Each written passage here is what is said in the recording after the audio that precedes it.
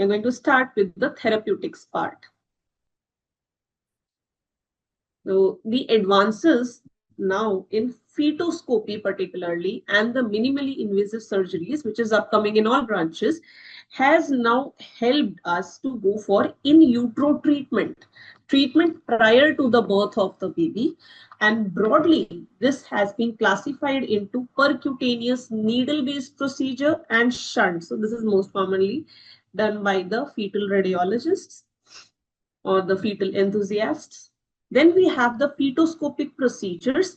Fetoscopic procedures require a tertiary center, usually not done in the diagnostics or the lower center. So you need a good anesthetic setup for fetoscopic procedure, more so like a laparoscopic, the setup which is required for laparoscopy. That sort of setup you require. And open surgical repairs, again, OT setup is required. So that's about the invasiveness also. Right? So, and that's how you can classify the fetal interventions. The first being minimally invasive procedures, and these are the ones which are more commonly, more frequently done. Then we have the fetoscopic laser and ablative therapies. It's upcoming and is being done frequently. Then the fetal surgeries, they are relatively rare because of their invasiveness and the risks associated. We do have a segment called novel and the experimental part, which is in utero stem cell therapy and the gene therapy. It is under research, but who knows, in 5-10 years it will be upcoming. Okay. So least invasive ones are the percutaneous one, like the chordocentesis, aortic valvuloplasty, thoracentesis, and the placement of thoracoamniotic shunts. Then we have vesicocentesis and the radiofrequency ablation. Fetoscopic procedures include the laser ablations in the twin transfusion syndrome, myelomeningocele repair, and one of the oldest, the tracheal balloon occlusion or CVH.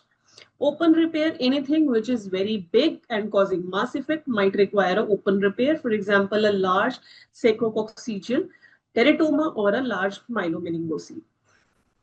We'll be discussing each one of these. Now, what is the role of ultrasound? Ultrasound will give you a real-time intraoperative monitoring, and it is indispensable because you need guidance during the intervention and you require the monitoring of the fetus while you are doing the procedure. So there is a continuous monitoring, and this is indispensable as mentioned. So this is about the during the therapy. Ultrasound is equally important for pre-procedural planning. Okay, so planning which candidate is suitable for which therapy. So that is very important. Post that, you have chosen the therapy. Now the intraoperative monitoring is completely ultrasound based, and post procedure, you have done the procedure. Now you need to assess the outcome. How did the procedure go? Detect any immediate or delayed complication and look for the long-term pregnancy surveillance. So this is the post-procedural ultrasound role. Once the post-intervention period has come, you have done the intervention. So first you will assess whether your intervention was clear, it was clean or not, and the outcome. For that, we will look for the fetus, placenta, amniotic fluid, and the mother, because each of these parameters can have certain complications. The most common being hemorrhage, wherever the needle was inserted from skin to the fetus, any place you can have an hematoma. So the tract needs to be carefully assessed. Placenta, the site, especially the site, you need to look for any abruption, hematoma. That is very important. And then the long-term complications like infarction can happen, growth restriction in fetus can happen. Amniotic fluid is being documented prior to the procedure and immediately after the procedure as well. And then in the mother, there can be a uterine injury. Rarely bowel perforation happens. Then chorioamnionitis, infection can happen anywhere. So those are the expected post-operative complications. And why are we discussing this in detail? Because radiologists should be aware, as these fetal interventions, especially the fetoscopy ones, they are done in tertiary centers. Okay. And the tertiary centers are usually away from the patient's home. So either once the procedure is done, they can come to the local setup, to your center or the emergency department. So you should be able to identify any expected post procedural change. Okay. You should be aware of complications that can happen and require urgent intervention. So identify them and then diagnose and manage accordingly. Okay. Are we clear now?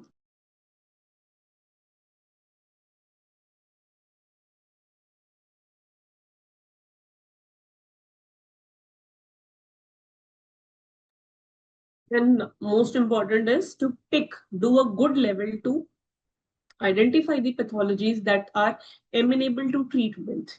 In utero therapy is going to change the life of both mother and child. So it's very important to detect anomalies that are amenable to intervention. So that's why radiologists should be ready for identifying, treating, and doing the follow-up. Everything included. So the first and foremost thing is to confirm the accurate diagnosis. If you have picked one diagnosis, say you're doing a level 2 scan and you get TOF, will you stop looking at other organs? No, you will still assess head to toe. So, abnormalities that were initially thought to be isolated may not be so. In that case, additional findings needs to be looked for even more carefully, because if they are detected later, then they can complicate things. So a dedicated scan is very important, and accurate and confirmed complete diagnosis should be administered from your end before discussing any intervention, so that we know whatever problem we are addressing is the biggest problem and the intervention is going to solve that issue. Okay. So while you are doing the counseling, you need to discuss the risk and the potential complications of whatever procedure is going to happen.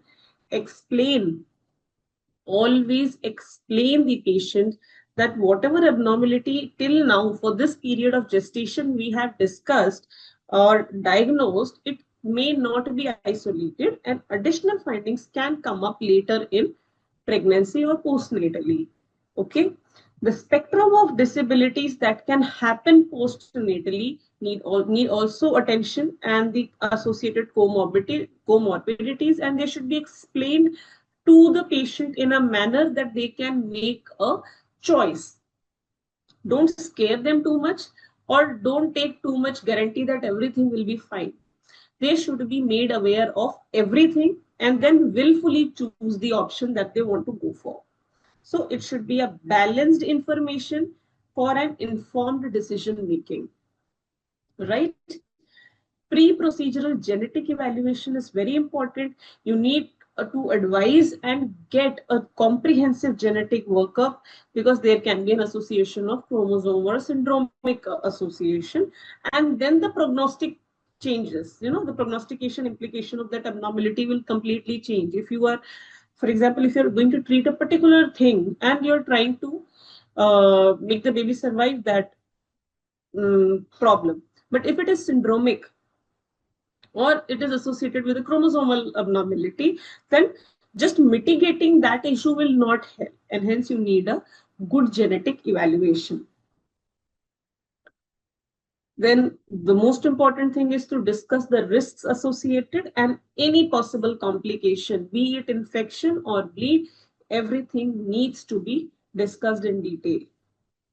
So remember, ethical, genetic, medical consideration, they are integral before you go for any in utero intervention. So this is the chart which can be made in exams. I'm putting a star for those slides which can be drawn in the exam if question comes. So this is the one which is outlining the indications where you will go for which minimally invasive fetal therapy. Open surgeries is very rarely performed because now the minimally invasive things are coming up. For example, if you have a large myelomeningocele repair, resection of a mass like lung mass or sacrococcygeal teratoma, then open surgeries are done. They are being done, but now less performed. Okay, so these were the ethical consideration and before procedural planning. So this was the things that you have discussed with the patient. Now we are sure that we are going to do this intervention. Now, as a fetal radiologist or as a radiologist who is going to perform that intervention, what are the things that is important from your perspective? First of all, you establish the candidacy of the patient, that the fetus is deemed suitable for the intervention. Identify the problem, identify the pathology, and then make sure that the fetus is suitable for that intervention. Now you have established that this is a candidate which requires the therapeutics. So you do a pre-procedural ultrasonic planning about how are you going to get that procedure done. So now everything has been established. That is a candidate for intervention. Start doing scan and look for the position of the fetus, how the fetus is lying. Look for the location of placenta and cord insertion. Cord insertion is especially more important if you are dealing with twins or triplets. Look clearly for the placental margins and then access routes. What are the possible pockets that can be used for doing the intervention? Now, doing this means saving images. And we're talking about the pre-procedure part, saving images and then documenting them in your report. How much, what are the things that you have looked before going into intervention? So you need the images as well as the documentation. So written also. So what are the things that you need to document? Start with fetal position. Either you can make a checklist or just write it. So if it is vertex, put a tick over that and strike out rest. Otherwise, you can just write that this is a vertex or cephalic. Then location of the placenta, then the cord insertion, especially in twin pregnancy, like monochorionic twin pregnancy, and the clear edge delineation, so that if one window is showing you no placenta and it is just at the edge, you might inadvertently hit that. So you should very clearly know where your placenta is ending. So all these things are very important and they need to be documented, right? Then you will look for the window.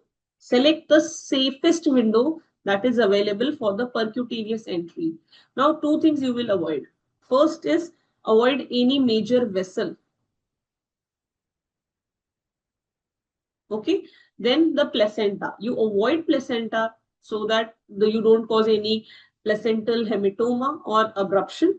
So avoid placenta, and the pocket should be umbilical cord or fetus free, whatever you are targeting. Okay. Now, patients can have placenta lying anteriorly, so they can restrict access. But we do have some devices like the RFA devices. They can traverse placenta if it is required. Even you can access it if it is required, because the needle that we're going to use for most of the intervention is very thin. However, it is, if you have an option, then choose the safe window if available. But if it's completely, anterior, and you are confident, you have skills, you can go for transplacentally as well. Assess the maternal wall for vasculature, the thickness and the soft tissue pathway. Look for the needle trajectory, how long is the path and how long needle should be for that path. And before proceeding, document cervical length and the AFI. This is the first image where we are seeing that the fetus is cephalic. One image is saved. Then you save one image with maximum angle in that picture and look for the edges clearly. And the third is you turn on the color. See, this is the color box. Turn on the color, and very clearly I can see in this window there is no vessel. Save an image, and the dots are showing me the trajectory that I am planning to hit. So these are the three images that are must. Before proceeding further, look for the cervical length. And if it's a twin, then you will also look for the intertwin membrane, right? Now, what can cause, contraindication while you are doing the pre-procedural planning? So if I was selecting this window, but the moment I turn on my color box, I see a large vessel which is lying in the way, then I'll not choose this window. So that is a contraindication for using this particular window. And what if I don't get any sonographic window for percutaneous access? It will become a relative contraindication. Second thing, vasa previa, it's a contraindication. And if the patient is already having short cervix, and that's why we documented, we looked at the cervical length, and we also put a color box and look for placenta previa. Carefully choose the safe window. So these are the relative contraindication.